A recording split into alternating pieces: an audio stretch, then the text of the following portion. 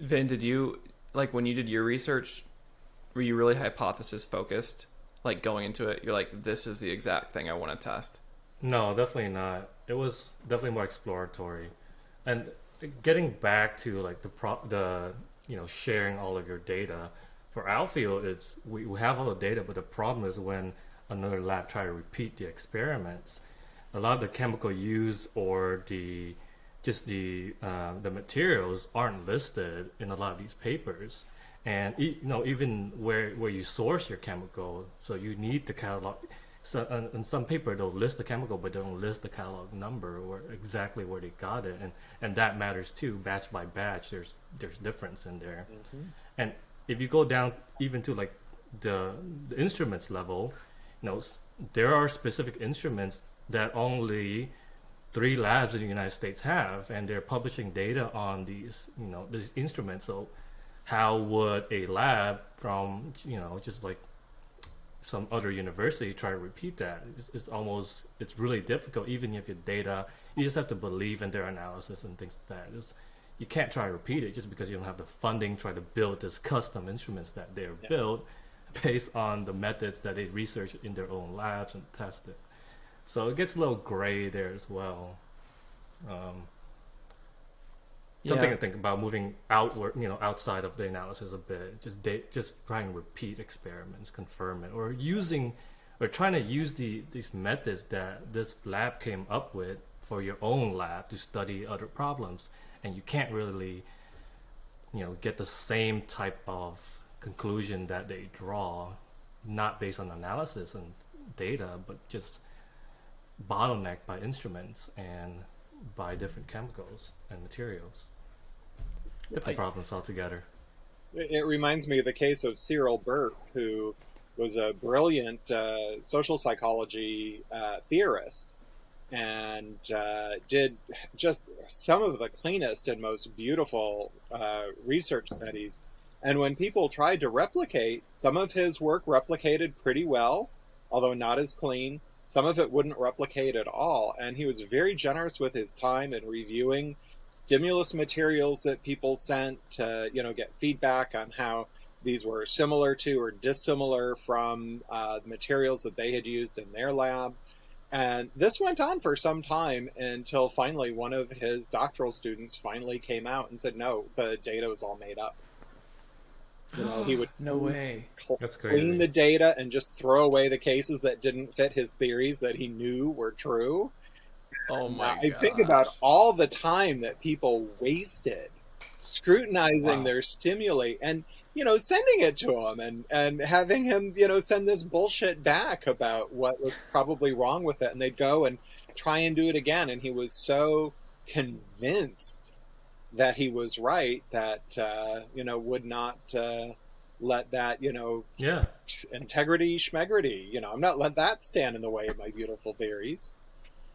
Yep. So Yeah. What's to stop from a grad student working in a specific lab, developing that specific method, just falsifying a little bit, right? And Nothing. then move on from their graduate life, and then the PI stuck with this published result that they're just so dogmatic about the results, and they fight it, and you well, hope that it's true. this is the reason why I think we're onto something when we talk about openness in science and having data archived Yeah. in an accessible way, having materials archived and described in accessible ways.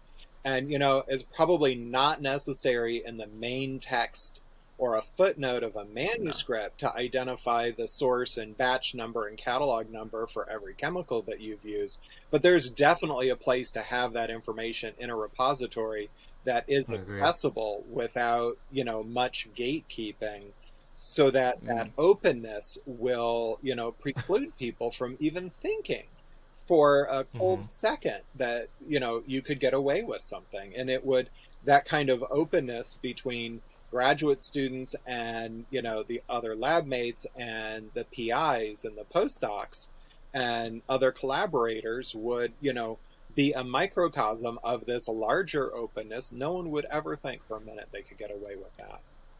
Yeah. And that temptation. Even the same lab is beneficial. Yeah, another grad student 2 years from now, Mm-hmm. hey, what catalog number should I use for this antibody? Mm-hmm. Well, I'm going off the work of this grad student. They use this catalog number. Let's order the same one Yeah, and it because not all antibodies are made the same. They yeah, bind to different epitopes on the protein. You can't exactly. if it binds to a different one that the previous one used, it's block the function completely. So you might get the Exactly. opposite result, And and you there's just don't know. something to be said about having a library of these materials in a lab that's documented, so you don't have to, reach out to those former graduate students.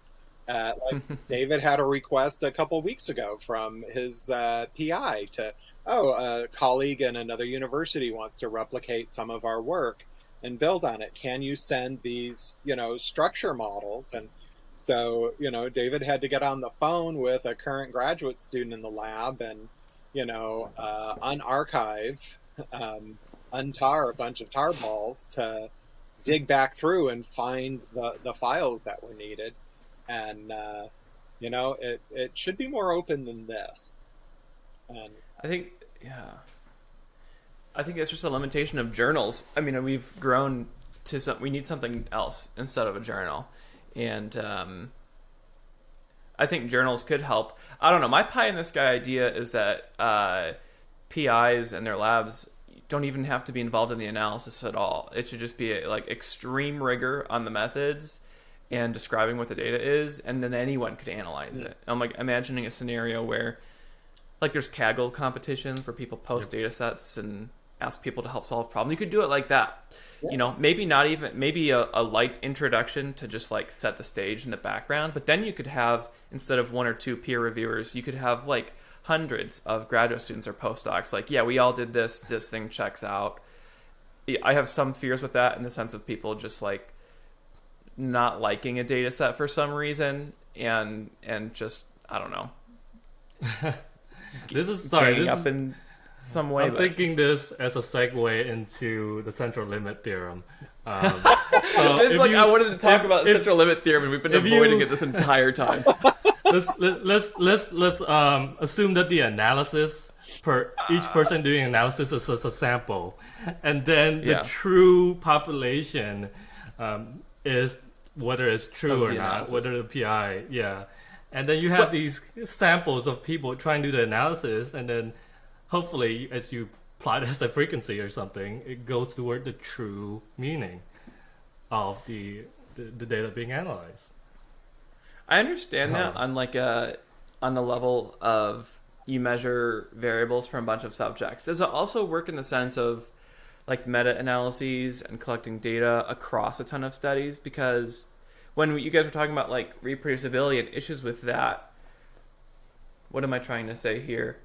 I'm not at all surprised that there is such an quote issue of reproducibility, because I feel like so many exact study designs are hardly ever repeated more than a few times. So it's like if a study is a sample size, then I feel like most studies have like an N of less than 10.